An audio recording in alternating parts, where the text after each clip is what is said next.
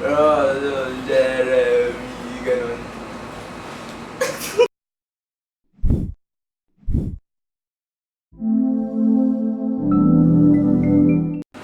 Hi everyone, I'm Jemag Pantay, your incumbent SCSC Junior Batch Rep, now running to be your next Jacon Rep to the USC. And this is Interrogation.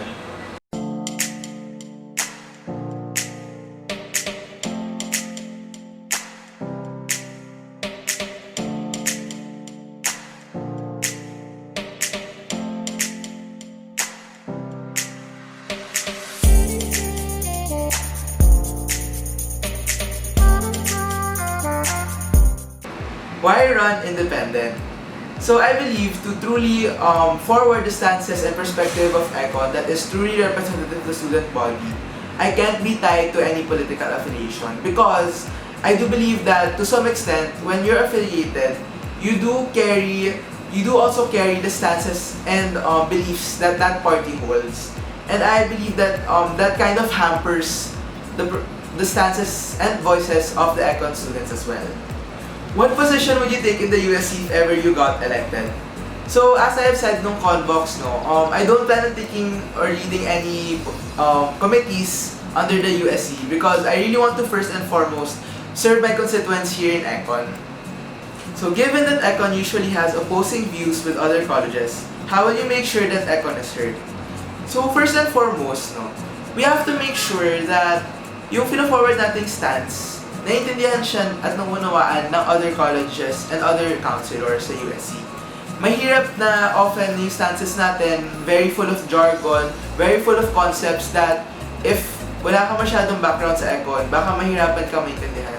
And it's important that we bring that conversation to a avenue where they can also understand it. The second naman is to make sure na we lay out all the arguments not just for our perspective, but also those against. And we have to make sure na, yun nga, despite not being the majority of Econ's stand, we have to acknowledge these other factors as well. And finally, we have to make sure that we acknowledge that Econ is not the end-all be-all of all perspectives. That it is only a part in crafting our stances as an entire university. And that while our opinion or our stances might not be fully manifested, what's important is it was taken into consideration, it was weighted out, and weighted against other perspectives from other colleges as well. When you evaluate Luis's term, what can be improved? So for me, I do believe that Luis did a very great job in terms of representing Econ outside to the USC and even beyond. We have seen how her involvement in the USC has really brought about the stances and perspective that we have here in Econ to those avenues such as the USC and even through her events and initiatives as Address Committee Head. The things I want to improve on for next school year, however, are two things. Firstly is the consultations. I believe that while Luis was able to conduct consultations to e-consult, both online and offline means, I do believe there are more ways we can improve on this. First and foremost by setting targets where we make sure that we actually consult more students and make sure that the size that we collate comes from a representative sample. And we have to make sure then na it's a more on-ground and more physical approach because I do believe that that's how we can reach out more to those students who cannot or do not access more often yung mga online e-consults. The second is to make sure that the USC's presence is felt more here in Econ.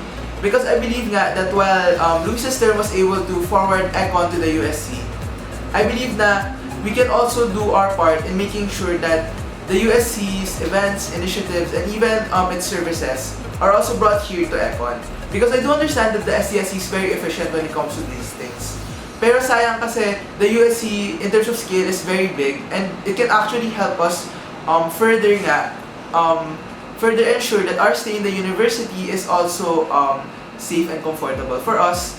Na for example, sa registration processes and even the services that is being offered by the USC is maramdaman natin and ma-invite and ma-involve natin yung mga students here sa Econ. Anong favorite number mo sa electric fan? So ako number 3 talaga. Kasi mahilig akong ilapit yung bibig ko dun sa fan, tapos magsasalita ako, tapos parang robot yung boss, parang Jeremy, Kapag ang uod ba namatay, inuuod din ba? Oo! One, two, three. Aso o pusa? Aso. Lights on or lights off? Lights off. Favorite K-pop group? BTS. Jollibee or McDo? Macdo. Econ or Sinigang? Econ.